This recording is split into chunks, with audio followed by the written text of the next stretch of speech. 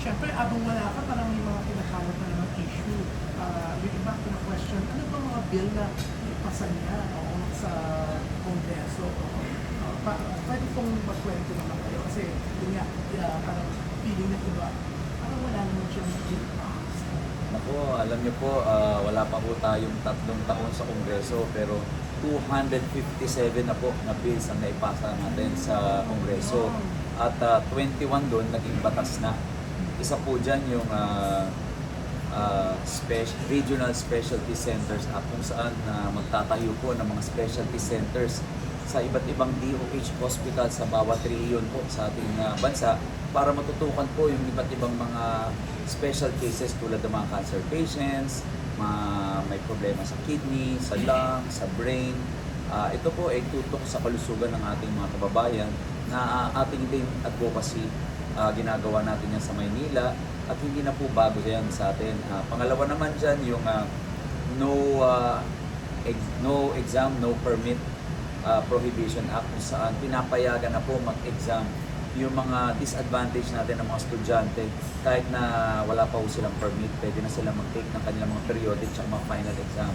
At isa pang na-approve dyan yung Expanded Centenarians Act kung saan yung mga senior citizen natin, yung mga lola at lola natin na 80 years old, 85, 90, tsaka 95 ay makaka-receive na po ng advance na 10,000 pesos bawat edad na ma-reach nila bago sila makatanggap ng 100,000 pagdating po ng 100. So sabi ko nga po, ilan lang to sa mga batas na naipisa natin sa Kongreso na malapit sa puso natin at ginagawa rin natin sa Maynila.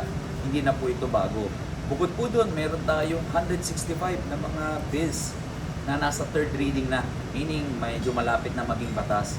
Una dyan yung pagtatayo ng Philippine Entrepreneurship Academy na tutulong at tututok naman sa mga aspiring na mga negosyante. Pagtuturo na magnegosyo para yung mga sarili nila at pag-mentor po dun sa mga micro, small, and medium enterprise para mas mapalawig pa nila at mapalaki nila yung mga negosyo nila. Isa pang nasa third reading natin yung pagtatayo ng evacuation center sa lahat po ng mga city at municipality sa buong bansa. At isa pang naalala ko yung Magna Carta sa mga barangay health workers natin na pagbibigay ng karapatan para at maprotektahan po sila ng mga tumutulong sa kalusugan ng bawat barangay natin. So, yun po, napakadami nating nagawa nung nandun tayo sa Kongreso. Bukod pa po dyan sa mga pinatayo nating mga sarili mga programa at pinagawang mga dialysis centers, diagnostic centers, SB Mobile Clinic, at napakarami pang tulong na ginawa natin habang nasa Kongreso tayo. At least malinaw. Ngayon nagulo lang kasi si Senator Bong Revilla, binanggit din niya yung tungkol sa citizenship. Binanggit din niya yung tungkol sa mga matatanda. Wala po ako masyadong alam. Siya ba yung author? Tapos kayo yung May tinatawag na principal author, yung co-author. Tayo po ay isa sa mga principal authors ng batas na Expanded Centenarians Act. Kasi dati po, ang nabibigyan lang ng incentive na 100,000 yung mga nagwa 100. So, napag-usapan natin sa Kongreso ng mga kasamahan natin doon na bigyan na rin natin yung mga nag-80 years old, nag-85, umabot ng 90 at 95 years old ng 10,000 para naman makapagbigay ng tulong sa kanila, lalo na yung karamihan dyan hindi na nakakapagtrabaho. At parang meron din sila para sa sarili nila, pambili ng gamot o pagtulong na rin sa kanilang mga pamilya. Yan din yung gusto natin gawin sa Maynila, na tulungan yung mga lola at lola natin na nakakatanggap ng napakaliit na allowance ngayon na 500 pesos. Gusto natin gawing 2,000 buwan-buwan yan. Yan po yung pinangako natin na isa yan sa mga una natin gagawin pag talaga tayong naupo bilang mayor po ng Maynila. Kung may last meeting ka raw with former Mayor Isko, ano nangyari? Pakwento. Wala bang stop na nangyari? Oo, pareho kaming nagulat. Nakita po kami sa isang awards night na awardan tayo ng Philanthropist of the Year, saka Outstanding Public Service Program at Outstanding Public Service Post. At nandun din siya, nakakuha rin siya ng award at nagkasabay pa kami sa stage. Nag-usap kayo? Wala, nagkamayan lang po. Pero si Mayor Hanin, nagkaroon na ka na ito. Nagkaroon na po, pero before pa ho nag-file ng COC dati, mga birthday na mga ilan nating kaibigan, nagkataon nandun po kami sa isang lugar. So ako naman po yung lumalapit palagi para bumate at magbigay pugay sa kanila. So kay Mayor Isko kayo po na lumapit. Opo. Ako rin po. Ano reaksyon ni dating Isko Moreno nung nakita ng puso? Siguro wala, bumay lang siya, nagsabi lang siya ng good luck. Congrats. At Tapos tuloy- hindi na po napamausap. Diretsong tanong lang po, Mayor. Ano pong naisipan niyo? Bakit lumapit kayo sa kanya? It's a sign of respect. I would like to congratulate him as well as co-awardee ko. At kasama niya si Senator Bongo, pareha silang congratulate ko. Pero yun nga, sa kasamaang palad, habang nagsasalita ako, bigla yata silang umalis. At nasama pa nga yan sa mga camera nila ng ibang mga kasama natin sa media. Anong feeling mo nung nag-alisan sila? O umalis na? Medyo nakaka-distract din kasi syempre nagsasalita ka tapos biglang aalis tapos magkakausapin yung mga tao. Hindi ko alam kung ganun lang ba talaga sila o nagmamadali.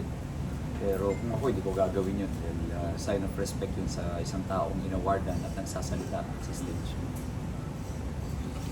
Yeah, kung ito may isa pang issue, no?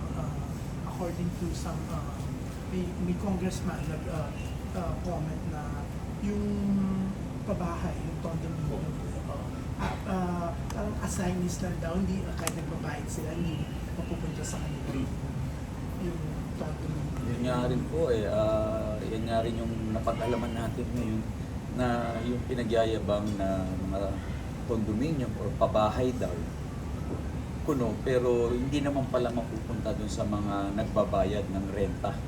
So, ang tawag daw, sabi nga ni Congressman Valeriano, ay mga assignees lang. At hindi sa kanila mapupunta yung mga pabahay na yan.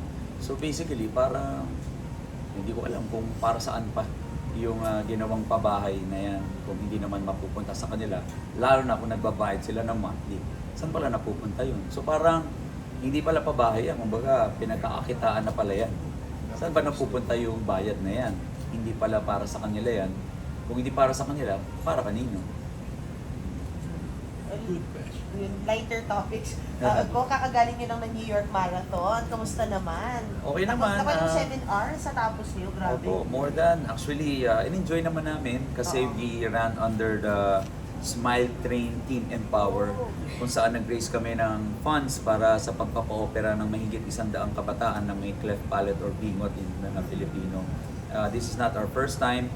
This is my second time to run. Last year, ganun din, under Smile Train. At sa London Marathon, tinapos natin 42 kilometers. And this year, kasama ko po si Miss Rian. At tinapos namin 42 kilometers. At masaya kami. At natapos namin yun. In-enjoy lang namin kasi Ganda dinaanan ng namin fall. yung iba't ibang lugar sa New York. Hindi naman yun for competition. Nandun lang kami to finish it. And yun nga, to raise the funds for the Smile Train charity. Pero kung hindi kayo nahirapan, kasi kanina pinakwento mo, nung dumating kayo doon, nag-hit sa'yo talaga yung jet lag, di ba? Yung jet lag lang yung naging problema, pero totoo lang, dahil with all the excitement, adrenaline, halos di kami napagod. Ang nangyari lang, mga bandang 30th kilometer, parang bumibigay lang yung tuhod namin, sumasakit. Pero sa utak namin, sa puso namin, parang hindi kami napapagod, nag-enjoy lang kami. Tsaka siguro iniisip mo na you're doing that for charity nga. yun. Charity, yes. Iniisip ko para to dun sa mga batang papa-opera natin na may cleft palate at para sa mga kabataan ng Smile Train. Wait, as we speak of charity, Smile Train, bumitaw na pala sila sa Miss Universe, yung partnership nila. I know, before, tama ba yung front row, tinutulungan yung Miss Universe. Do you know anything about that? Sino bumitaw? Hindi na sila partners. Si Miss Universe Organization and si Smile Train. Hindi naman siya really partnership. Miss Universe organization is a charity also that helps different charities. Yes. I'm the director for charity of Miss Universe Philippines. Philippines. So, iba-iba naman yung mga tinutulungan natin. For before, nagtumulong tayo sa Smile Train, may tinulungan tayong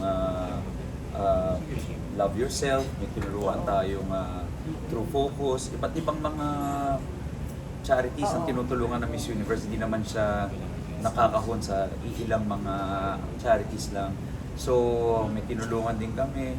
Iba naman, Pagtuloyin ko Philippines para naman yan sa mga kabataan na abandoned na may special needs na kabataan. So, pumunta kami dyan, ng mga Miss Universe, yung sila Celeste, sila Michelle D. So, iba-iba naman ang tinutulungan namin. Hindi naman ibig sabihin bumitaw kami. Pero, nag-iiba-iba lang. Pero ngayon, na tumakbo ka sa New York Marathon for Smile, ibig sabihin, tinutuloy mo pa rin yung tulong mo as SB. Tuloy pa rin po. As SB. As SB po. Oo. Kung hindi kayo punta sa Mexico, Miss Universe next week, Sunday. Sa dami po ng ginagawa natin, lalo na dito sa Maynila, baka hindi na po kayanin ang ating schedule. So, nagbibigay lang tayo ng full support para kay Chelsea manalo. Sana manalo siya. Yeah. Pero yeah, going back to the New York Marathon, City Marathon. So, nung matapos yung 42 kilometers, anong pakiramdam? Sobrang unbelievable na parang natapos natin yung 42 kilometer kasi hindi kami masyado nag-training ni Rian. Sa dami ng ginagawa natin sa campaign, kasama ko po kayo, nakikita nyo. Linggo-linggo, halos araw-araw nandito ako sa Maynila, umiikot tayo. Sabi ko nga, paano ko pa masisingit yung mga training na para sa marathon? So sabi namin, i-will na lang namin as in talagang ipipilit na lang namin tapusin yung marathon. At hindi namin mapaniwalaan kasi walang training pero natapos namin 42 kilometer. Kaya sabi namin, until now nga hanggang kanina umaga nung usap ko, totoo bang natapos natin yung 42 kilometer na yun? Kumbaga parang kang tumakbong dito hanggang Clark, Maynila hanggang Pampanga. Kumbaga, ang haba, no? Oo, baka muscle memory nyo na kasi sobrang fit nyo ni Rian. Nakatulong din siguro dahil sanay kami sa init. Tapos doon medyo malamig. Hindi kami masyadong napagod talaga. Kung habang tumatakbo ba, wala man na-mention sa iyo si Rian na nilipat siya sa ABS? Ayun nga. Actually, nung nandun kayo kasi, abang nandun kayo, kumalat yung chika na May ganun? palipat siya. At Oo. kayo daw nag-convince. May ganun. Grabe, kasi ako, may show ako sa GMA 7. Tapos siya has been there sa GMA ever since nagsimula siya. So I don't think may ganun kaming usapan. Wala talaga kaming napag-usapan. Ngayon ko lang narinig yan. Sa sobrang busy siguro namin, hindi namin narinig yan. So happy Pero siya yun sa nga, GMA. yun ang... I think so, kasi lahat ng mga proyekto niya tuloy-tuloy sa GMA. So, Ever since nagsimula siya, 16 years na yata siya sa GMA. yeah. So, Ikaw, for, sa GMA. yeah. Oo naman, masaya ako sa GMA. Tuloy-tuloy pa rin yung show ko sa GMA na Dear SB every Saturday, So, for the 11:30. record, hindi totoong kinonvince niyo siya na mag-transfer sa ABS-CBN. At hindi rin siya mag-transfer. Walang katotohanan at walang ganung usapan. Kasi nga, we're both from GMA. I have a show on GMA. Nagsushoot siya ng Encantadia. At tuloy-tuloy yung mga proyekto niya sa GMA. At ako rin, tuloy-tuloy yung programa ko Dear SB on GMA. At least, no, mali.